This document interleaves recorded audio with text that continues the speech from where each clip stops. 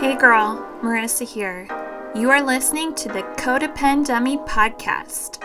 As a young woman, you have been raised, reinforced, and rewarded for putting the needs of others above your own. That is for being codependent. Now in your 20s, you're exhausted, exasperated, and enveloped in crap relationships, especially the one you have with yourself. This podcast is to help you undo all that so you can stop playing small and start taking up space, you dummy. Let's get to it. Hey girl. So today we are talking about how it's a 3-part trilogy. I will be discussing breaking down how we have been raised today. Next episode, how we have been reinforced. And the third episode, how we have been rewarded to become codependent dummies. Right, girl? You have been set up. I see you there with your straitjacket, right? You're just locked in to codependency. You're locked in to wanting, desiring the attention, affection, and approval of others all the time. You are basing your self-worth on your ability to make other people around you happy with you, so you feel happy. And you're over there in that straitjacket, and I'm like, it's a setup. It's a setup. You have been set up. You think you're crazy, loca, delusional, thirsty, desperate, messy, when really, you have been set up. Okay, that's what I'm just normalizing, combating, debunking this myth that you became codependent all by yourself. Okay, it's not true. Not true. You are not crazy. You have been set up.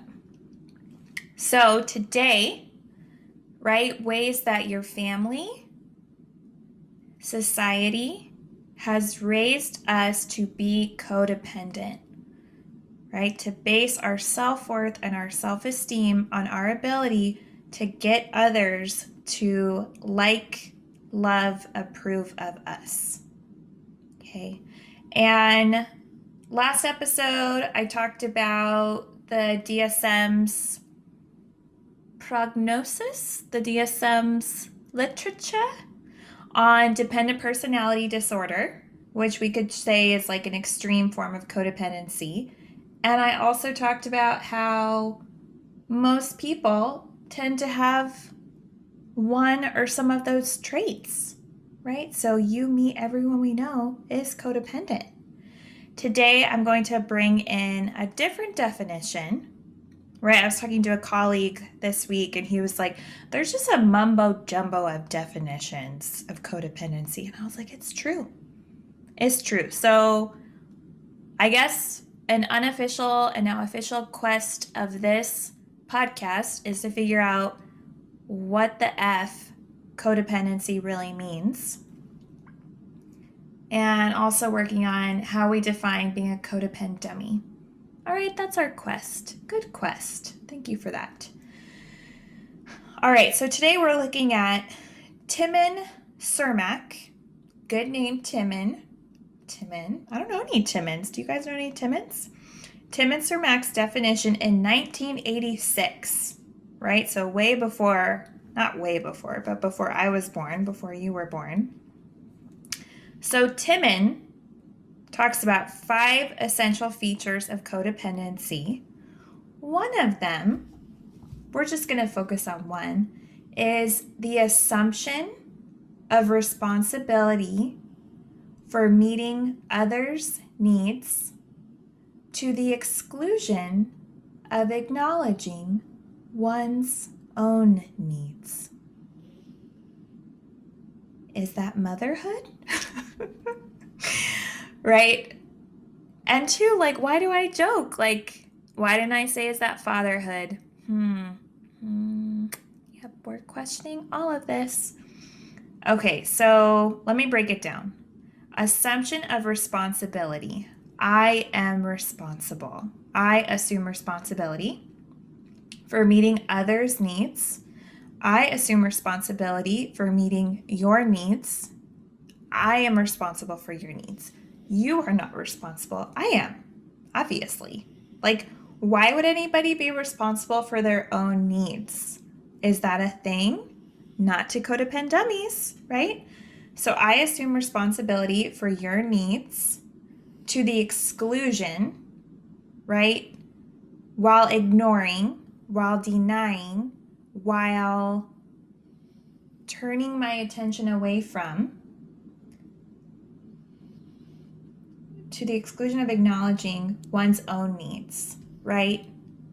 So I am responsible for meeting your needs.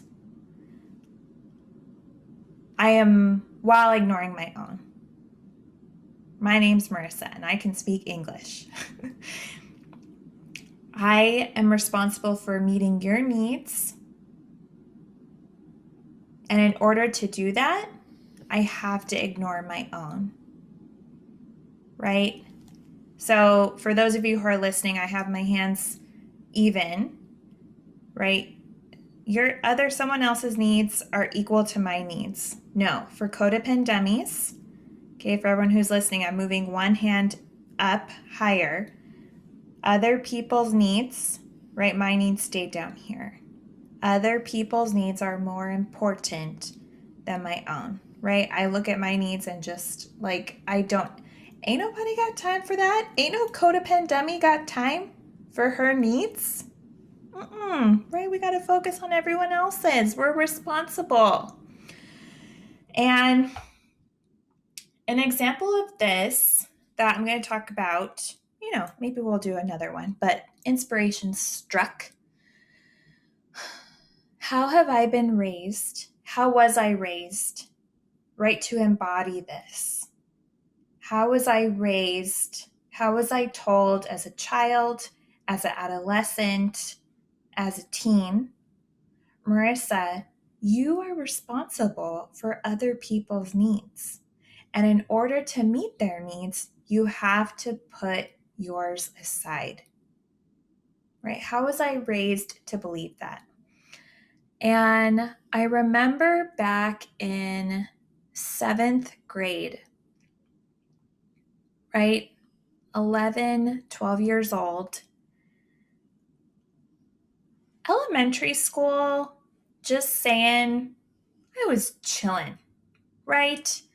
I didn't shave my legs. I wasn't worried about the arc of my eyebrows. I frolicked during recess, had snacks during recess and lunch, hung out with my friends, confident, self-assured. I had it going on like up until the end of 6th grade. And then, right, transitioned into middle school and like shaving, eyebrow arc, hyper self-conscious, went through puberty, just was not emotionally prepared for that on top of middle school. And I would say it was the beginning of the end. It was really the beginning of the end of my codependent journey where I really crashed multiple times during my 20s. And, we've talked a little bit about that. I will be talking about that. So here I was in 7th grade, right? This clash between, elementary school Marissa, just confident, self-assured, standing up for herself, smart, raising her hand, right? I had it going on. And this new Marissa, right, who was really worried about grades, wanting to get good grades, who was really worried about boys, whether or not they liked me, really worried about girls, whether or not they liked me, right? These new friends. And I was a cheerleader. We were very competitive. It was a sport. Bring It On had just come out. It was a good time to be a cheerleader. And so I remember I became more submissive, compliant, passive, right? So this old me mixing with the new codependummy Marissa. And I still spoke up sometimes. I still verbalized if and when I had a problem, especially when I was really passionate about it, right? Still this old me, this empowered, confident, I did not speak up in ninth grade. And I remember, right, there was a week that I was involved in student council and we put on a rally. And the teacher who led student council, I don't think the rally went that well. Of course, the rally didn't go that well, right? It's freaking like 11, 12, 13-year-olds planning it. And we were reviewing it, and she was very critical. And she, like, oh, this went wrong. You guys didn't do that right. And like this fell through. I remember I sat somewhere towards the back and I raised my hand. I can't remember what I said, but I said something like with an attitude, like, well, don't you think we would have done better had you been better at your job? Like, something like that. And I remember everyone looked at me like, damn, Marissa. And it was like, ooh. And she just looked at me and blinked.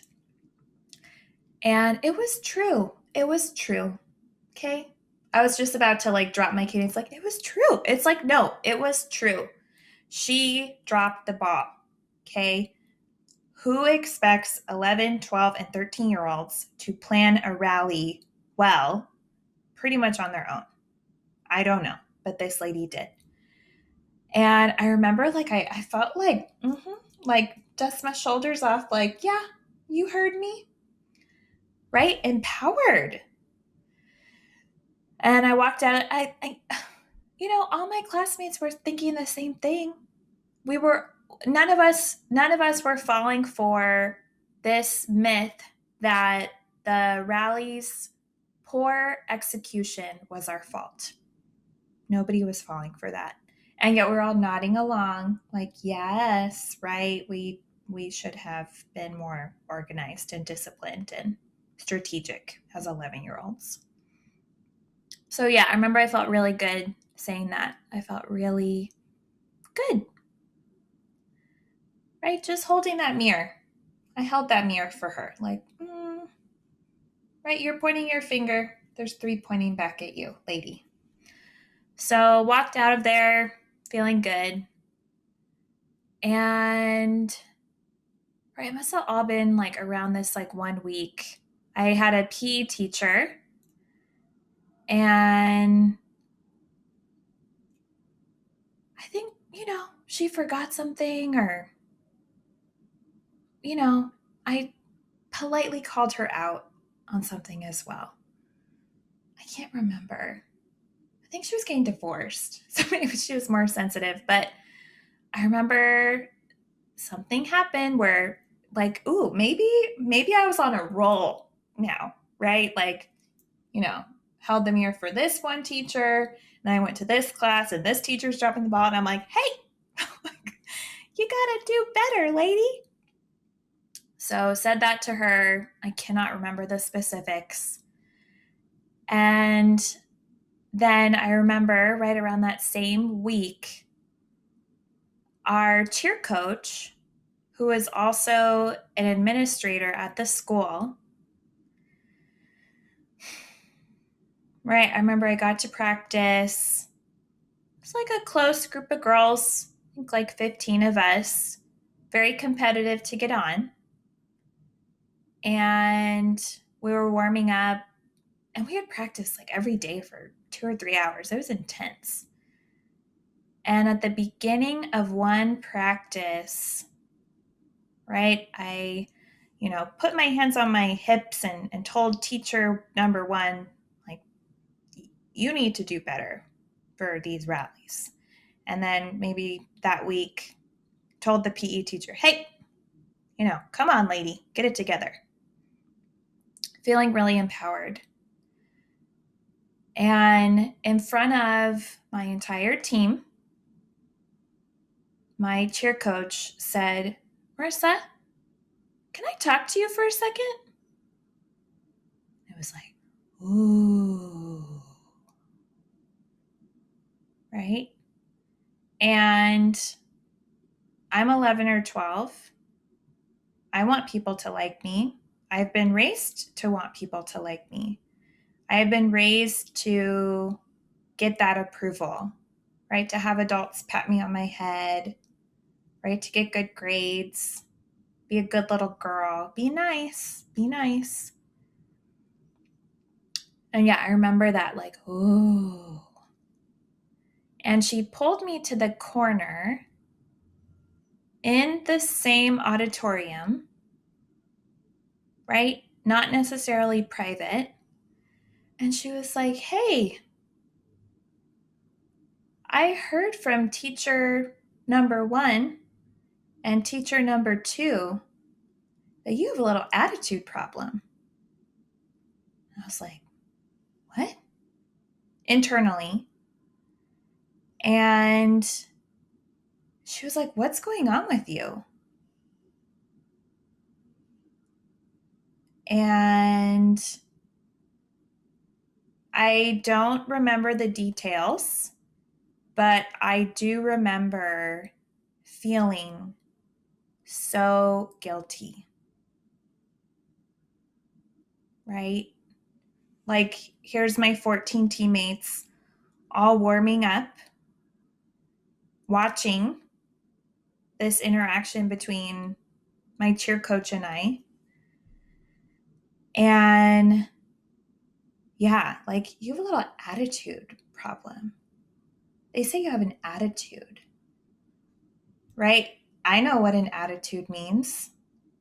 I know it means mean, bitch, brat, problem,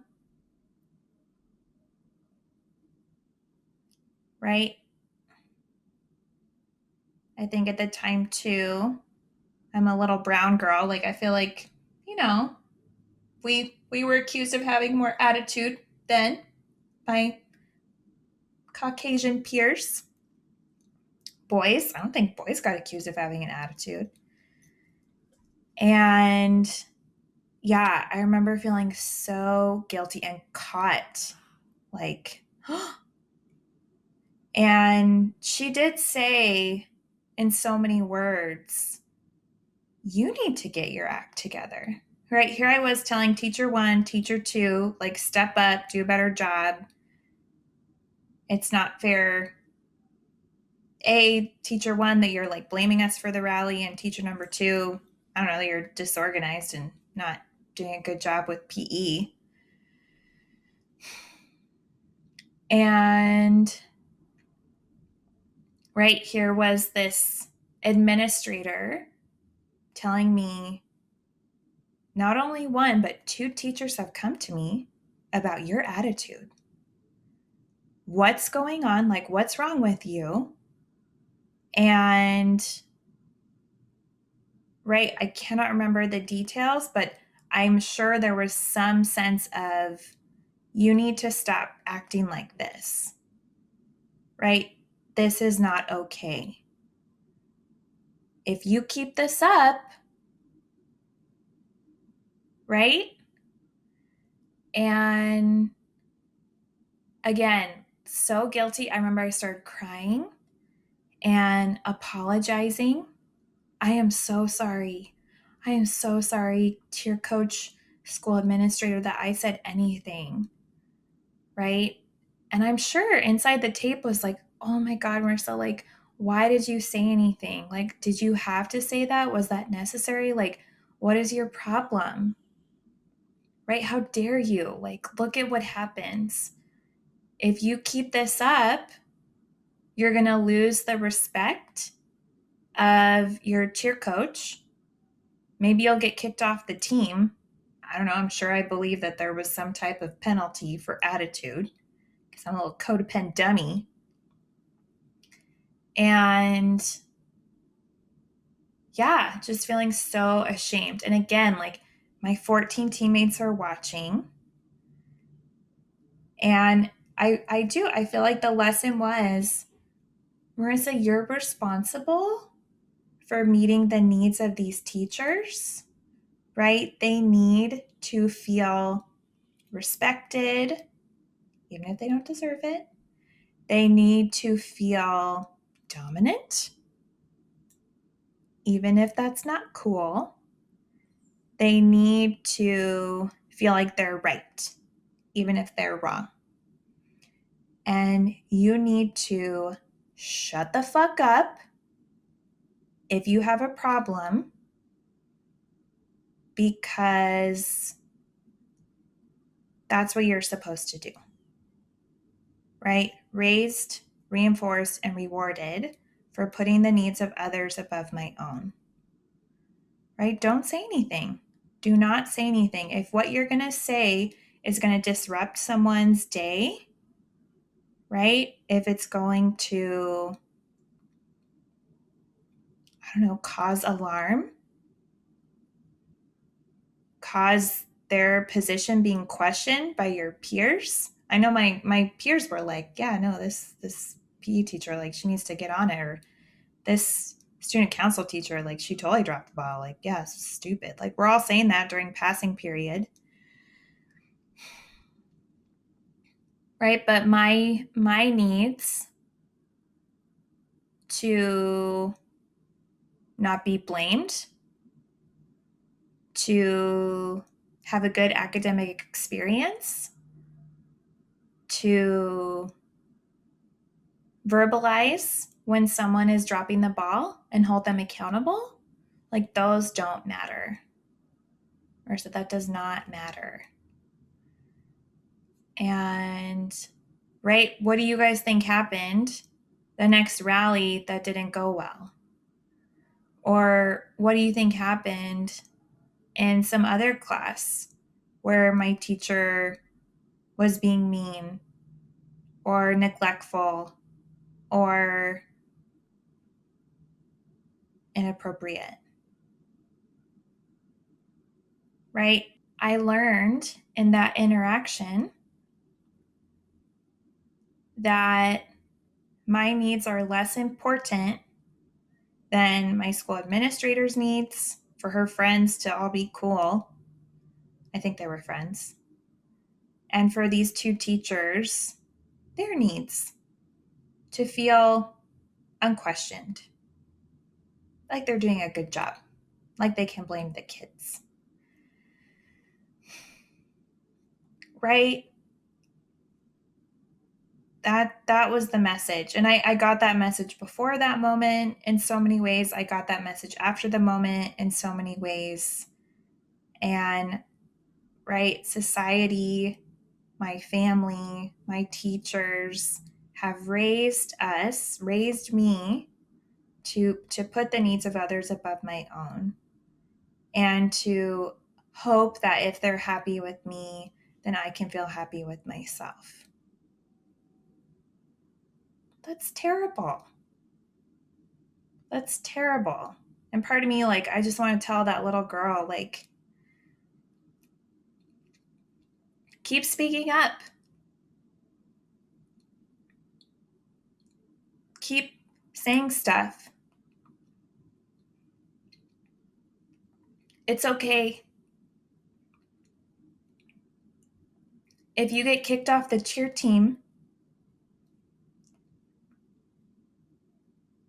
for speaking up, that's the definition of a real cheerleader. It's very corny, but that's what I would tell her. I don't bend.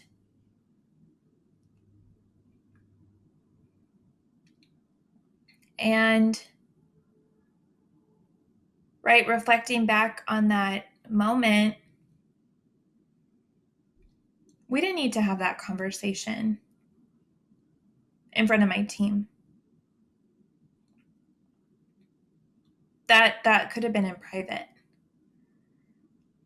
So, too, like, what comes up for you when you have been, like, ways that you've been raised to put the needs of others in front of your own, with an audience standing by, right? Whether it's your sister, your brother, your cousins, other kids, the class, the assembly, right? How have you been raised to put the needs of others, whether it's your parents, your peers, your teachers, whoever? And there was an audience involved. Right? It's a very interesting tactic, reflecting back. So this week, Codependummy, I really want you to reflect back and think, what's a time, like Marissa's, what's a time when I really learned that my needs are not as important as other people's needs? And we'll go with adults for now, right? That's really how you were raised, right? The needs of adults are more important than my own. I need to keep these adults happy, content, approving of me. I don't want to disappoint, discontent, make them unhappy, angry. I really want you to think about that. And you can email me, Marissa at codependummy.com, with any insights. I would love to hear from you. And next episode, I'll be talking about ways you have been reinforced to be codependent. And then again, the third part of this trilogy, how have you been rewarded to put the needs of others above your own? You dummy. So thank you for listening. Please, if you haven't already, subscribe to the podcast. Leave a review. I know it's only 3 episodes in, right? The little introduction episode. Sign up for my free course, Codependummy 101, by visiting www.codependummy.com. And you can join the Facebook group, The Codependummy Podcast, where I'll be announcing upcoming episodes. You can interact with the Codependummy community and also get to interact more with me. Thank you so much for listening, and I will see you next time. Hey sis, it's Marissa again. I'm not like a regular podcaster, I'm a cool podcaster, right? Thank you for listening and staying till the end, and know this. If you are feeling unseen, I see you. If you are feeling unheard, I hear you. And if you feel like you don't matter, know that you matter to me. Until next time, be sure to check out codependummy.com for more info about today's episode, my free course, and other resources. Take care. You're still here? Just kidding. Girl, this is not therapy, and I'm not your therapist, okay? This podcast is designed to provide accurate and authoritative information in regards to the subject matter covered. It is given with the understanding that neither the host, the publisher, or the guests are rendering any legal, clinical, or other professional information. If you want or need a professional, you should find one.